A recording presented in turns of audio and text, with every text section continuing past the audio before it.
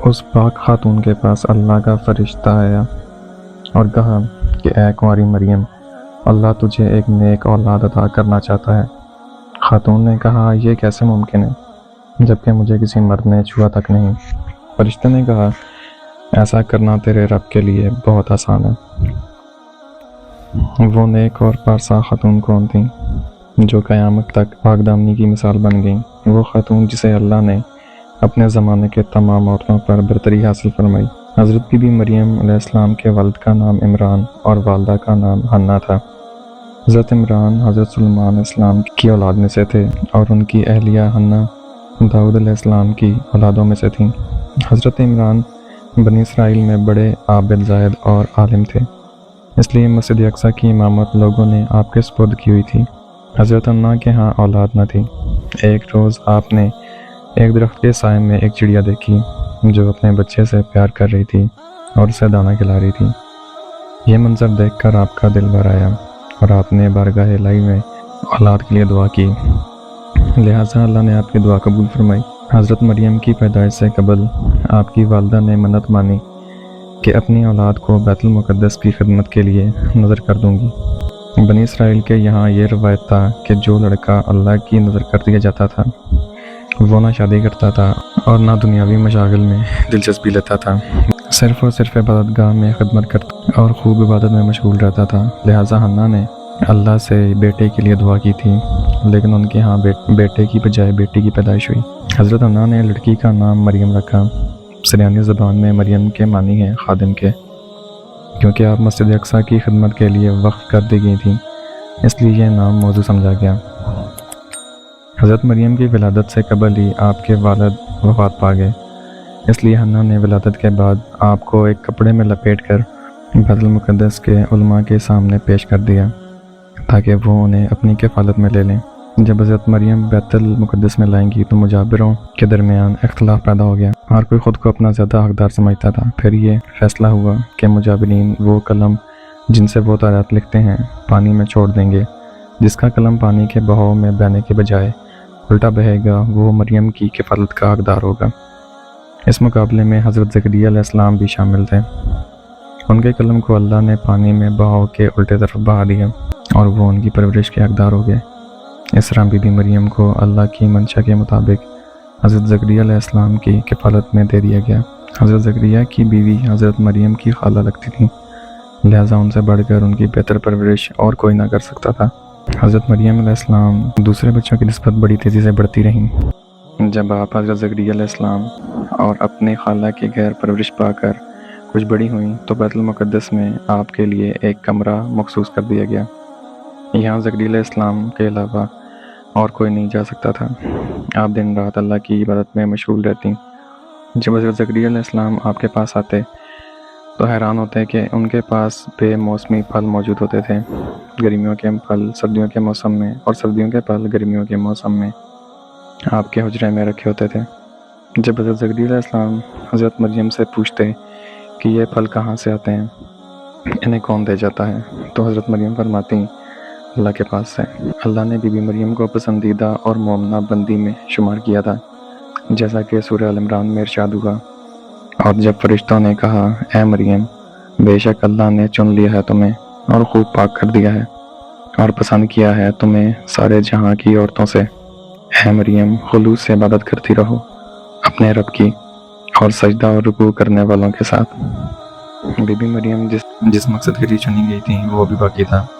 آپ دن رات اللہ رب العزت کی عبادت اور عزت میں مشغول رہتی تھی، یہاں تک کہ بنی اسرائیل میں یہ مشہور ہو گیا تھا کہ بی بی مریم نہایت ہی عبادت گزار پاکیزہ اور متقی خاتون ہے، اور لوگ آپ کا بہت عزت و احترام کرنے لگے۔ پھر وہ وقت آیا جب جبرائیل علیہ السلام حضرت مریم کے پاس تشریف لائے۔ بی بی مریم ایک غیر مرد کو اپنے حجرے میں دیکھ کر پریشان ہو گئی۔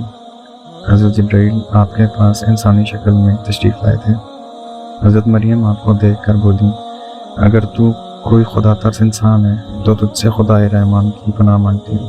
حضرت جبرائیل آپ کو تسلی دیتے ہوئے اور پیغام الہی سے باخبر کرتے ہوئے فرماتے ہیں، میں تو تیرے رب کا فرستاتا ہوں اور اس لیے بھیجا گیا ہوں کہ تجھے ایک پاکیزہ لڑکا دوں۔ کنواری مریم حیران ہو کر فرماتی ہیں، میرے ہاں لڑکا کیسے ہوگا جبکہ مجھے کسی آدمی نے چھوا تک نہیں ہے اور نہ میں کوئی بدکار عورت ہوں؟ حضرت جبرائیل نے کہا ایسا ہی ہوگا، تیرا رب فرماتا ہے کہ ایسا کرنا میرے لیے بہت آسان ہے، اور ہم ایسا اس لیے کریں گے کہ اس لڑکے کو لوگوں کے لیے ایک نشانی بنائیں اور اپنی طرف سے ایک رحمت، اور یہ کام ہو کر رہنا ہے۔ جب حضرت مریم حاملہ ہوئیں تو یہ خبر بنی اسرائیل میں عام ہو گئی کہ حضرت مریم حاملہ ہو گئی ہیں۔ اس پر بہت سے لوگوں نے زکریا علیہ السلام کے گھر آنا جانا بند کر دیا اور آپ پر الزام اور بہتان لگانے لگے۔ حضرت مریم بیت المقدس سے نکل گئیں اور دور ایک مقام پر جا کر ٹھہر گئیں۔ آپ اس مقام پر تنہا رہ رہی تھیں کہ ایک دن آپ کو درد شروع ہو گیا۔ آپ نے ایک درخت کا سہارا لیا اور تنے کو پکڑ کر نیچے بیٹھ گئیں۔ آپ جس درخت کے پاس بیٹھی تھیں وہ ایک خشک درخت تھا۔ جب آپ اس درخت ہلاتی تو معجزے سے وہ درخت سرسبز ہو کر پھل دیتا تھا۔ حضرت مریم درد سے بے چین تھیں، بدنامی کا خیال تھا۔ آخر گھبرا کر کہنے لگیں کہ کاش میں پہلے مر گئی ہوتی اور بھولی بسری ہو گئی ہوتی۔ اس مشکل وقت میں اللہ نے حضرت مریم کے قدموں کے قریب ایک نہر، ایک چشمہ جاری کر دیا۔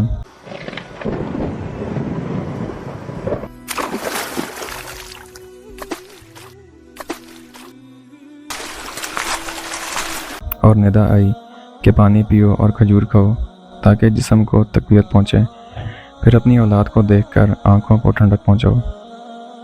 اسی عالم میں حضرت عیسیٰ علیہ السلام کی پیدائش ہوگی۔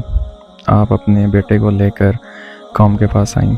قوم کے لوگ آپ کی گود میں بچہ دیکھ کر غضبناک ہو گئے اور الزام لگانا شروع کر دیے۔ ہر طرف سے لوگ تانا دے رہے تھے۔ حالت ذات تنگ ہو گئی۔ تب مریم علیہ السلام نے بچے کی طرف اشارہ کرتے ہوئے کہا کہ اس بچے سے بات کرو، تمہیں تمہارے سارے سوالات کے جواب مل جائیں گے۔ سرکش لوگوں نے کہا بھلا یہ دودھ پیتا بچہ ہمارے سوالات کا کیا جواب دے گا؟